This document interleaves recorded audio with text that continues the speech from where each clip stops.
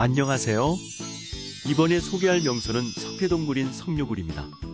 동해안을 따라 뻗어있는 동해대로를 4시간가량 달려 도착했는데 석류굴 주차장은 텅 비다시피 합니다. 예전에 수학여행 온 학생들로 항상 북적거리던 곳이었건만 코로나 여파로 관광객이 찾아오지 않는 탓인지 아예 문을 열지 않은 상가가 수두룩합니다. 어쩌면 동굴 탐방은 최근 관광 추세에서 벗어났는지도 모르겠습니다.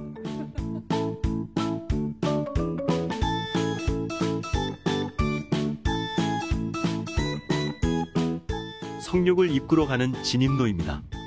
비록 인공적인 시설이기는 하지만 진입로가 동굴처럼 느껴집니다.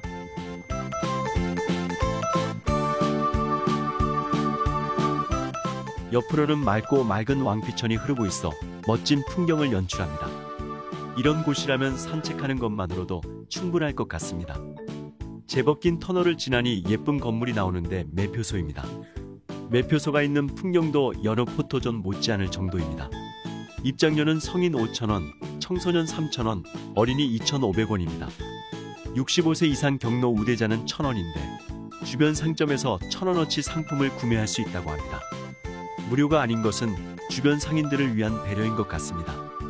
관람 시간은 동절기는 9시부터 오후 5시까지, 하절기는 9시부터 오후 6시까지 관람할 수 있으나 매주 월요일은 휴무라는 점을 유의해야겠습니다.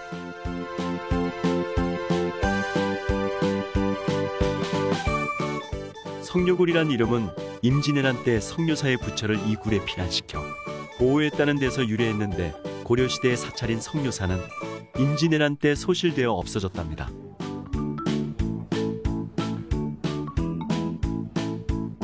입구에서 지급하는 보호장비를 착용한 후 입장을 합니다.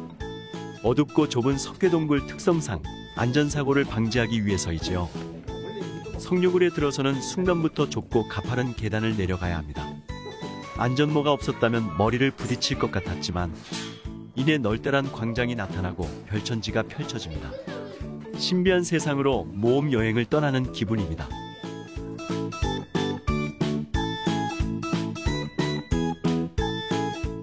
경우에 따라서는 길이 좁아지거나 넓어지기도 하고 계단을 오르내리지만 동굴은 구불구불하지 않고 직선으로 뻗어 있습니다. 다만 다소 어두운 구간이 있으니 주의를 살펴야 합니다.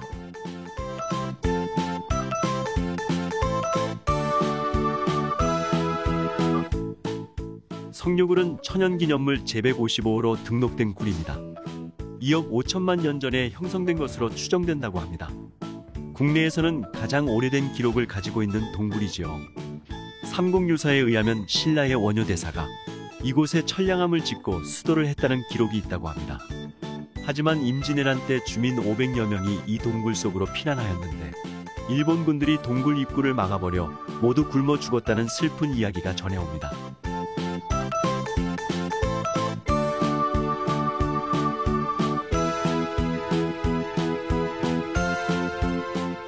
더 이상 전진할 수가 없는 종점까지 온 것 같습니다.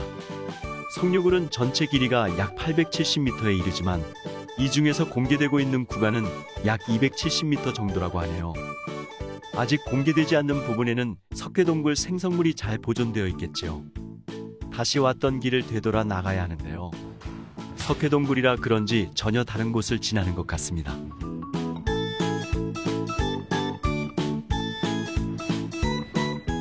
동굴 안에는 포근한 온기가 느껴질 정도인데요. 동굴 안의 온도는 15도에서 17도 사이로 연중 변화가 없다고 합니다. 즉 여름에는 시원하고 겨울에는 따뜻하게 느껴진답니다.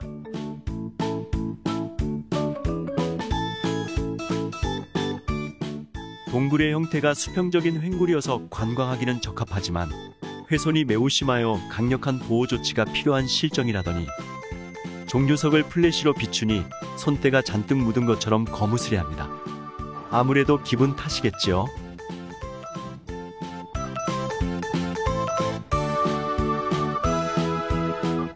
곳곳에 조명이 있긴 하지만 유럽 여행 중 들렀던 석회동굴은 화려한 조명으로 환상적인 분위기였지만 여긴 조금 어둡다는 느낌입니다.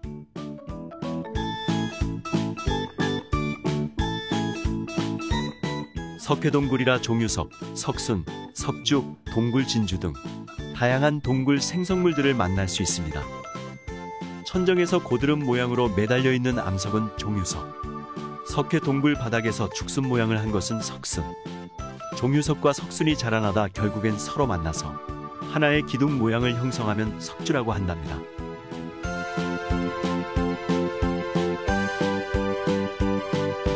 물속에도 석순과 석주가 있군요. 석순은 동굴 천장에서 물방울이 떨어지며 만들어지기 때문에 물속에서는 생길 수가 없습니다. 비추어 복원된 물속의 석순은 물 밖에서 만들어졌지만 수위가 높아지면서 물에 잠기게 된 것이지요. 물에 잠긴 석순은 빙하기 동안에 형성되었음을 말해준다네요.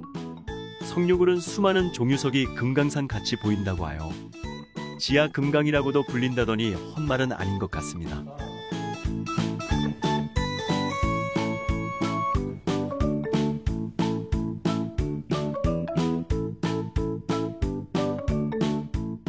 석류굴 탐방이 끝났네요. 밖으로 나왔습니다. 오래전 가족여행을 왔던 기억이 어렴풋이 납니다. 당시 꼬맹이가 어른이 되어 여기까지 운전을 했으니 어찌 세월이 무상하다는 말을 하지 않을 수 있을까요? 얼마쯤 세월이 흐른 뒤 다시 찾아올지 궁금합니다. 이제 다음 일정을 향하여 떠나야겠습니다.